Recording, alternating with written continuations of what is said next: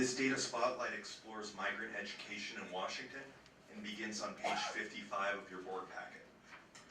This migrant student group is unique because it is less visible to policymakers because the adequate yearly progress measure is not applicable to it. And therefore, policymakers see less data on this student group. However, it is a unique student group with special needs and should be considered in the board's policy work. This presentation covers 4 major topic areas. First, who the migrant students are and where they reside in Washington. Second, some of the unique needs of the migrant student group. Third, data on the major indicators that migrant education experts look at when assessing student needs and student success. And fourth, what the state is doing to serve migrant students and how the state board impacts migrant students through its policy work.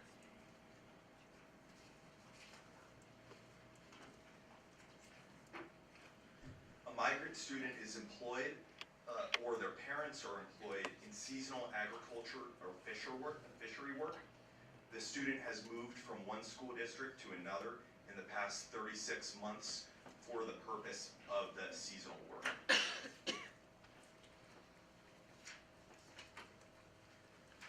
In May of 2014, there were 20,295 migrant students in Washington, making it a considerably large group, or about 1.9% of the total student population. Most migrant students are Hispanic Latino, and many are English language learners, but not all of them. In the western part of the state, there are Asian students employed in fishery or forestry work, where their families are employed in it. There are some Native American families that migrate throughout the state, and there are about 1,500 migrant students that come from out of country, mostly from Mexico, but some from Central America and South America. Some migrant students are from neighboring states and neighboring countries, and some move throughout Washington only.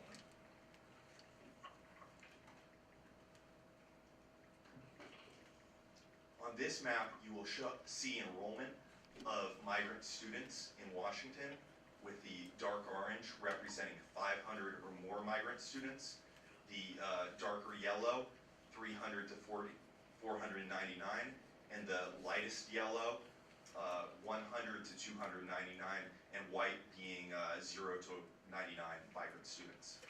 And what you'll see from this map is that most of the migrant students are located in the area of ESD 105, and then notably Mount Vernon, which is a major agricultural producer in the northwestern part of the state. And pay attention to this slide as I bring up the map on the next slide. It is important to understand the relationship of Washington's agricultural economy to the concentration of migrant students, and also the volatility of crop yields and issues like drought to that student population. On this map, you will see in the lime green the top 10 counties for agricultural production in Washington. And then the aqua counties have a lesser production. And you will see that some of the largest producers are approximately in that area of ESD 105. And those are industries like apples that require seasonal labor, and thus attracts many migrant students. There are other major producers, products like wheat, cattle, milk, that have year-round labor and do not require the influx of migrant workers.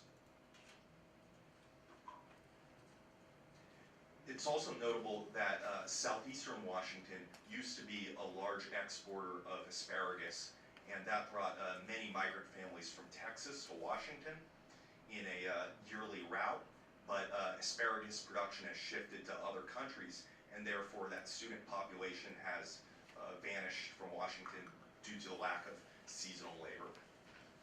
And there's a major migration route between Montana and Washington, according to the seasonal crop production.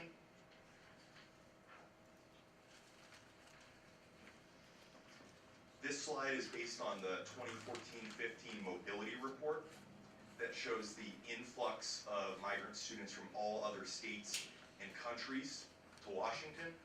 And you will see that the majority of students come in August and they're there to start the school year, but they may leave later in the school year for another state. And you'll notice that the other spike in January is unique.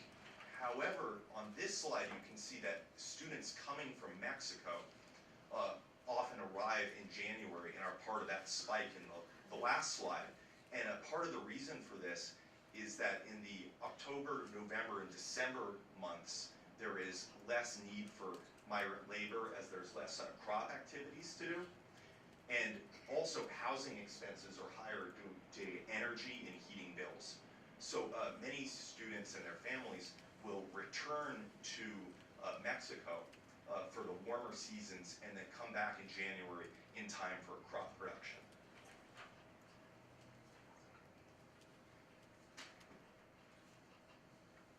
Moving on to the unique needs of this student group, one of the major characteristics is that they are mobile students.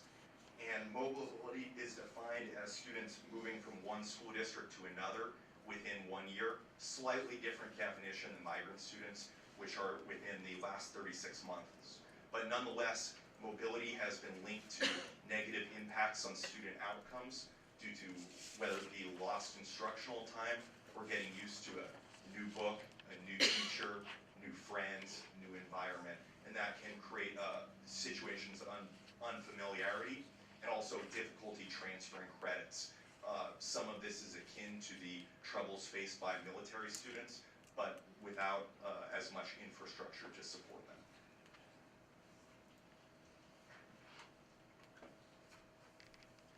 Migrant students are, based on a literature review, migrant students are known to have health complications due to both the nature of the labor and to the lack of adequate health care. This can include exposure to pesticides from work in the fields, malnutrition due to poverty, illness, also due to those concerns and lack of adequate health care. Some students will have a necessity to work at an early age, whether it be during high school or potentially before high school in some conditions. Also, students often have substandard living conditions that are not conducive to student success, and many of those students will find themselves and their families spending more of the daytime working on the basic needs such as food and shelter than other student groups. Many migrant students are English language learners and face language barriers coming to the U.S. or within the school system.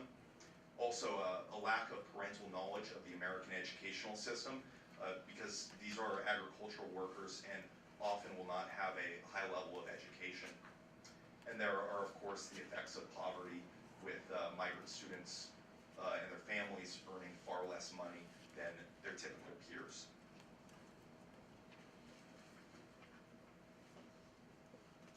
And in this third part of the presentation, I will focus on data that migrant education experts look at, both performance level data and a variety of other less traditional measures. For instance, here you see the grade age distribution derived by comparing the age of the migrant student to the grade that they are in. In the green parts of the column, you will see the numbers of students that are at grade level, and then the orange section 1 year behind, and then those red slivers at the top showing 2 or more years behind. And through this, you will see that there are fewer migrant students in the education system as they grow older, and also that they begin to fall further behind or that they are entering the system further behind. And a unique nuance to this data set is the 9th grade year, where if students transfer in and they don't have any credits, even though they are older, they are still placed in 9th grade.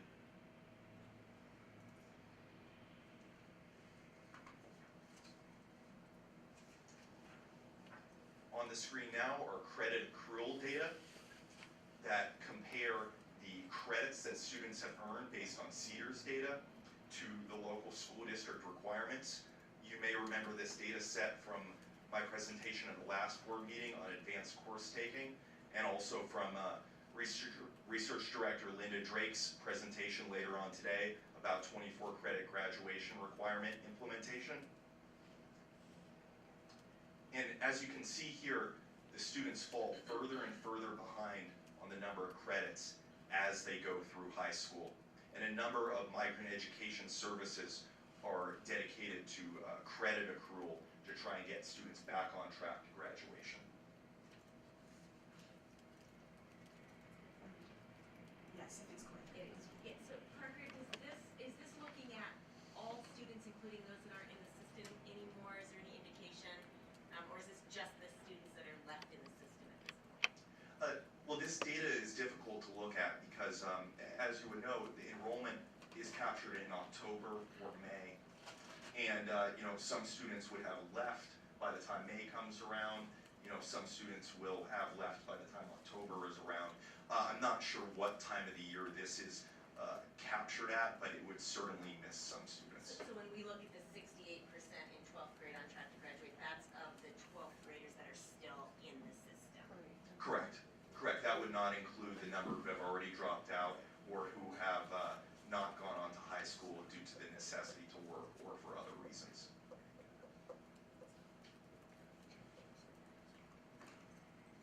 These data show the percentage of migrant students who are at 90% or better attendance by grade span. As you can see, the attendance problems are less severe in the earlier grades, and the problem is exacerbated in the high school years. And perhaps part of that attendance cause in the high school years is an increasing pressure to work. These data show the reading proficiency levels of migrant students on the left compared to all students on the right. And what you will notice here is that the migrant student performance is considerably lower than the all-student group performance. And here you will see the same graph with math proficiency, also indicating lower proficiency rates. And an interesting fact here is that not all the students will be around for testing, and also the number drops off in 10th grade as in the student population size declines, whether due to dropout rate or just moving out of the system before high school.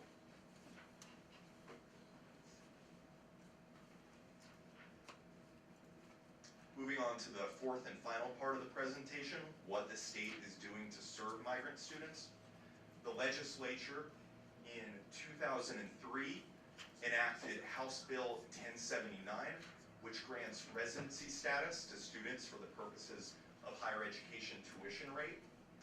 And this lowers the financial barrier where students will have to pay 3 times as much money to attend classes. As a former employee of a community college in the enrollment services department, I can say that I've helped students who were not U.S. citizens, who were about to not be able to pay for college by any means, to get that lower tuition rate through House Bill 1079. And also, more recently, in the 2014 legislative session, Senate Bill 6523 enacted the Real Hope Act, which qualifies many undocumented students for state-funded financial aid in higher education, supposing that they qualify for residency status under House Bill 1079. And this is a significant step. However, the students still do not qualify for federal financial aid.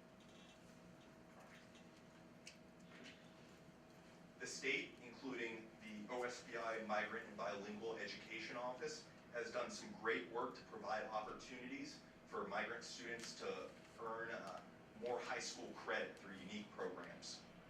The first being the Dare to Dream event, which 4 different colleges throughout the state, universities, Washington State, Central Washington, Eastern Washington, UW, provide an opportunity for students to come on campus and learn about post-secondary options, and also to earn high school credit for that experience. Voices from the Field is a project-based academic event that also grants credit. The Portable Assisted student sequence is a unique program because it allows students to go through semi-independent study as they move from one district to another. So they work with a counselor, a mentor, and they continue study. Some of the programs offered in Spanish as they move from area to area, earning credit as they go.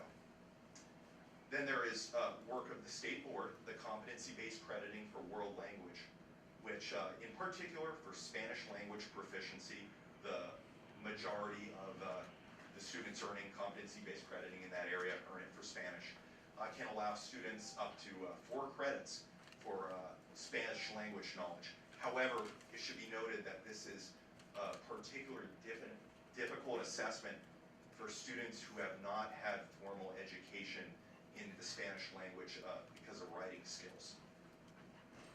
And then there is access to summer school, provided as part of a Title I sub-grant, which can allow students to earn more credit. And then there's, in a case out of this state, between Florida and Ohio, there's the San Jose School, which travels with the students from Florida to Ohio and back. So you actually have teachers moving with the students, teaching them as they go, and retaining that school environment and set of friends as the students move. And there are also some unique programs through the Secretary of State. There's that Apostilles program, which can allow students to transfer in credit from Mexico. And also the Migrant Bilingual Office has done work to provide information to schools so that staff understand how to interpret transcripts from Mexico.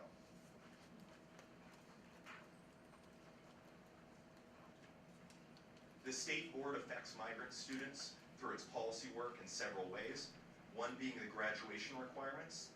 As part of the high school and beyond planning, there is a unique section of NAV 101 that includes information for migrant students.